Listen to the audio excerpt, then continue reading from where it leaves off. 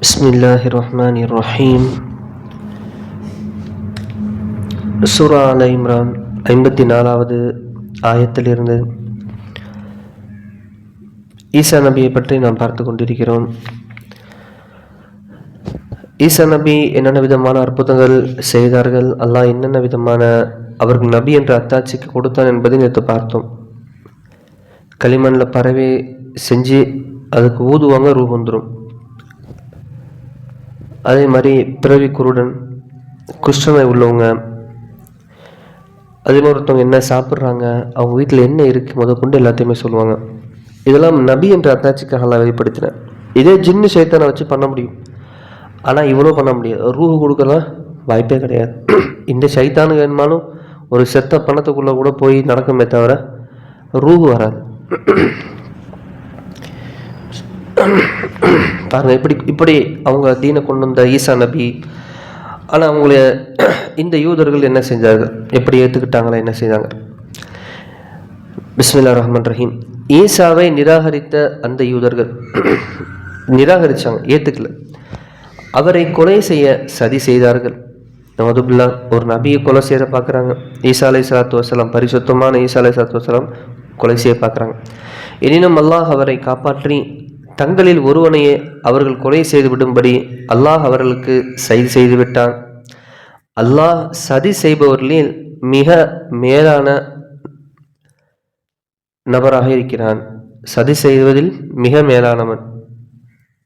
வல்லாஹு ஹைருல் மாக்கிரின் மக்கருல்லா வ மக்கரு வ மக்கருல்லா வல்லாஹு ஹைருல் மாக்கிரின். மக்கருன்னு சொன்னால் சதி செய்கிறது. ஈசாவை நோக்கி அல்லாஹ் கூறியதை அவர்களுக்கு ஞாபகப்படுத்துவீராக.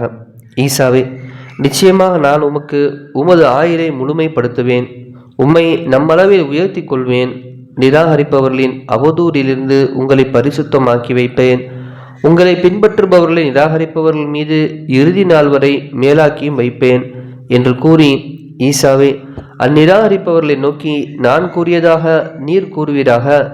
அல்லாஹ்வாகிய என்னிடமே நீங்கள் மீண்டும் வருவீர்கள். நீங்கள் தர்கித்து கொண்டிருப்பவற்றை பற்றி அந்நேரத்தில் நான் உங்களுக்கிடையில் தீர்ப்பளிப்பேன் என்றும் கூறினான். ஆகவே அவர்கள் எவர்கள் உம்மை நிராகரிக்கின்றார்களோ அவர்களை நான் இம்மையிலும் மறுமையிலும் கடினமான வேதனை செய்வேன். அவர்களுக்கு உதவி செய்பவர்கள் யாரும் இருக்க மாட்டார்கள்.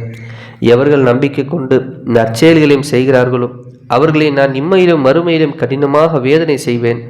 அவர்களுக்கு உதவி செய்பவர்கள் யாரும் இருக்க மாட்டார்கள். எவர்கள் நம்பிக்கை கொண்டு நற்செயல்களையும் செய்கிறார்களோ அவர்கள் நற்கூலியை அல்லாஹ் அவர்களுக்கு முழுமையாக வழங்குவான். அல்லாஹ் அநியாயக்காரர்களை நேசிப்பதில்லை. அல்லாஹ் அநியாயக்காரர்களை நேசிப்பதில்லை. நபியே, நாம் உம்மீது ஓதிய இவை இறைவனுடைய வசனங்களையும் ஞானம் நிறைந்த உபதேசங்களாகவும் இருக்கின்றன. நிச்சயமாக அல்லாஹ்விடம் ஈசாவுக்கு உதாரணம் ஆதமுடைய உதாரணத்தை போன்றதே. அவரை யாரு ஆதம் அலைஹிஸ்ஸலாத்து வஸ்ஸலாம் அவர்களை மண்ணால் உற்பத்தி செய்து மனிதனாக ஆகு என்று கூறினான். உடனே அப்படியே ஆகிவிட்டது. நபியே, ஈசாவை பற்றி உமது இரண்டுமிருந்து கிடைத்த இவ்விஷயங்கள் தான் உண்மையானவை. ஆகவே இதை பற்றி சந்தேகப்படுபவர்களில் நீரும் ஒருவராக ஆகிவிட வேண்டாம். நபியே, இதை பற்றி உமக்கு உண்மையான விவரம் கிடைத்த பின்னரும் உம்மிடம் எவரும் தர்கித்தால் அவருக்கு கூறுவீராக, வாருங்கள், எங்கள் பிள்ளைகளும் உங்கள் பிள்ளைகளும், எங்கள் பெண்களும் உங்கள் பெண்களையும், எங்களையும் உங்களையும் அழைத்து ஒன்று சேர்த்து வைத்துக்கொண்டு ஒவ்வொருவரும் தாம் கூறுவது தான் உண்மை என சத்தியம் செய்து இதற்கு மாறாக கூறும் பொய்யர்கள் மீது அல்லாஹ்வின் சாபம் உண்டாவதாக என பிரார்த்திப்போம் என்று கூறும்படி கட்டளையிட்டான். இவ்வாறு நபி அவர்கள் அழைத்த சமயத்தில் ஒருவருமே இப்படி சத்தியம் செய்ய முன்வரவில்லை. நிச்சயமாக இதுதான் உண்மை வரலாறு. வணக்கத்திற்கு தகுதியான இறைவன் அல்லாஹ்வை தவிர வேறு யாரும் இல்லவே இல்லை. நிச்சயமாக அல்லாஹ் தான் அனைவரையும் மிகைத்தவன், ஞானமுடையவன் ஆவான். இப்போ பாருங்க, எவ்வளோ அழகான விஷயத்த அல்லாஹ் சொல்கிறான். ஈசா நபியை இதில் பாருங்க 3 பாயிண்ட். ஈசா நபியை அல்லாஹ் தன்னளவில் உயர்த்திக்கிட்டு என்பதாக இங்கே பதிவு செய்கிறான். அப்போ இவனை காட்டி கொடுக்கறதுக்கு உள்ள ஓட்டின ஒரு ஆடு மேய்க்கிறவன் அவன் என்ன ஆகிட்டான், அல்லாஹ் ஈசா நபியோட உருவத்தை கொடுத்ததுனால அவனை தூக்கி சிலுவையில் அரைஞ்சிட்டாங்க. அவனும் ரத்தம் தான் அந்த ஜெருசலத்தில் ஓட்டப்பட்டுச்சு. கடைசியில் இவனுக்கு என்ன கதையை சொல்லிட்டாங்கன்னா, இவங்களுடைய அதான் எல்லாம் குழப்பம், எல்லாம் சைத்தான், என்ன பண்ணுறது. கடைசியில் சொல்லிட்டாங்க, ஈசா இயேசு அலைஹிஸ்ஸலாத்து வஸ்ஸலாம், இயேசு அவர் என்ன மனிதன் இல்லை, இப்போ கடவுள் ஆயிட்டார். ஏன்? நம்மளுடைய பாவங்களை போக்க அவர் ரத்தம் இந்த பூமியில் ஓட்டப்பட்டுறதுன்னு ஒரேடியாக முடிச்சிட்டாங்க. இது எதனா மனித சிந்தனை கெட்டுதான். ஒருத்தனை அடிச்சிட்டா ஒத்துக்குவானா? மனுஷன் ஒத்துக்குவானா? அவன் ரத்தத்தை ஓட்டுறான், ஒத்துக்குவானா? ஒரு கூட்டம் கோத்திரமே சேர்ந்துடும். அப்போ ஒரு இறைவனுடைய ரத்தம் ஓட்டுறதும் அவ்வளோ சாதாரணமாக போச்சு அவங்களுக்கு. ஒரு சின்ன அறிவு கூட எட்டல. பார்த்தீங்களா ஜி, இவங்க நம்பிக்கை தான். ஆனால் கடைசியில் பார்த்தா அவன் ஒரு ஆட்டு இடையன், அவனுக்கெல்லாம் ஒரு சாபம். நான் ஈசா நபியை காட்டுறேங்க, எனக்கு அடையாளம் தெரியுங்கன்னு கூட்டு போய் காமிச்சான். அதெல்லாம் அப்படியே ஒரு குகைக்குள்ளே போகிறாங்க.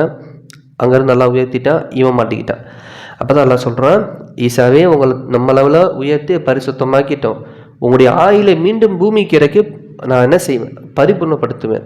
அப்போ ஈசா நபி வர நேரம் தஜ்ஜாலுடைய நேரம். தஜ்ஜாலை கொலை செய்யக்கூடிய, தஜ்ஜாலை கதையை முடிக்கக்கூடிய அந்த ஆற்றல் ஈசா நபிக்கு மட்டும்தான் இருக்குது. முகமது ஸல்லல்லாஹு அலைஹி வஸல்லம் சொல்கிறாங்க, ஒரு உமர் அலி அல்லா அவங்களுக்கு செய்தி கிடைக்குது, தஜ்ஜால் இங்கே இருக்கிறான் அப்படின்னு சஹாபாக்கள் மூலியமாக நம் சாசனமுக்கும் கிடைக்குது. அப்போ நம் சாசனத்தை உமரத்தை அனுமதி வைக்கிறாங்க, யார் ரசூலுல்லாஹ் எனக்கு அனுமதி கொடுங்க, இவன் தானே பெரிய பிரச்சனை, நான் ஒரே வீசில் அவன் தலையை வெட்டிடுறேன், என் முன்னாடிலாம் அவன் நிற்க முடியாது அப்படிங்கிறாங்க. கடைசியில் இங்கேருந்து போகிறாங்க, போய் பார்த்தா ஒருத்தன் இருக்கான் தஜ்ஜால்னு, அவன்கிட்ட சண்டை கட்டுறாங்க, பார்த்தா ஜெயிக்க முடியல. அப்போ நம்சாசலம் வார்த்தை சொன்னாங்க, இவன் உண்மையான தஜ்ஜாலாக இருந்தான்னு சொன்னால், உமரே உங்களால் அவனை ஜெயிக்க முடியாது, காரணம் அல்லாஹ் கட்டளையிட்டு விட்டான், ஈசா நபி மூலியமாக தான் கதை முடியும், இதுதான் இதோடைய கணக்கு அப்படின்ட்டாங்க. அப்போ அவன் போங்கள, அவனை விட்டுருங்க அப்படின்னு சொல்லிட்டு விட்டுட்டு வந்துட்டாங்க. இது விசுவாச காலகட்டத்திலே நடந்துச்சு. அப்போ அவங்க மறுபடியும் வருவாங்க, அவங்க ஆயிலை முழுமைப்படுத்தும் நாங்கள் அதெல்லாம் சொல்லிட்டான்.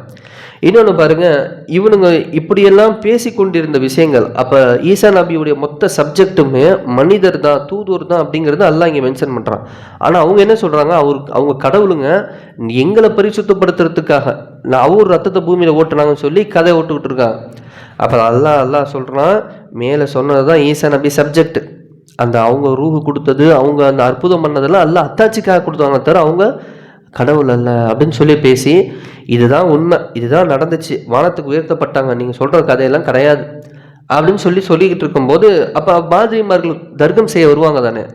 அப்போ அவங்களாம் சொல்கிறாங்க, முகமது நபிக்கு என்ன தெரியும், ஏன் எங்கள் மேலே இப்படிலாம் பொய் சொல்கிறாரு, அப்படியா இப்படியான்னு சொல்லி கிளப்புறாங்க, கோவப்படுறாங்க, அது காழ்ப்புணர்ச்சி காட்டுறாங்க. அப்போ எல்லாம் சொல்கிறான், நபியே காலங்காலமாக ஒரு பழக்கம் என்னது, லேன சேருது, சாபம் வருது, அழைச்சிட்டு வர சொல்லுங்கள். அந்த வேதம் படித்த நபர்கள் இருப்பாங்கல்ல, புள்ள குட்டியோட பொம்பளைங்களோட குடும்பத்தோட வரட்டும், ஒரு நடு இடத்த பாலைவனத்துக்கு வரட்டும், நீங்களும் உங்களுடைய ஃபேமிலியோட போங்க, அவனை சொல்லுங்கள், நான் போய் சொன்னால் நல்லா என்ன அழிச்சிருட்டும், ஆனால் தெரிஞ்சுக்கிட்டே நீ போய் சொன்ன, நீயும் அந்த குடும்பம் சேர்ந்து அழிஞ்ச பிறகு நீங்கள் அவன்கிட்ட சொல்லுங்கள், அவனுக்கு அதுக்கெல்லாம் வரவே மாட்டாங்க, அவனுக்கு அதான் வரவே இல்லைங்கிறது தான் வரும். அப்போ இப்படியெல்லாம் சப்ஜெக்ட் நடந்துச்சு. அதான் பாருங்கள், இந்த நல்லா விளக்கமாக இதில் இந்த தப்சீரை பார்த்தீங்கன்னா தெரியும். நபிஸல்லல்லாஹு அவங்க தனக்கு பின்னாடி அலி ரலியல்லாஹு அவர்களையும் தன்னுடைய மகளார் ஃபாத்திமா மருமக அலி ஹசன் ஹுசைனையும் ஒரு ஒட்டகத்தில் ஏற்றிக்கிட்டு ஒரு போர்வை எடுத்து எல்லாத்தையும் சேர்த்து சுற்றிக்கிட்டாங்களாம்.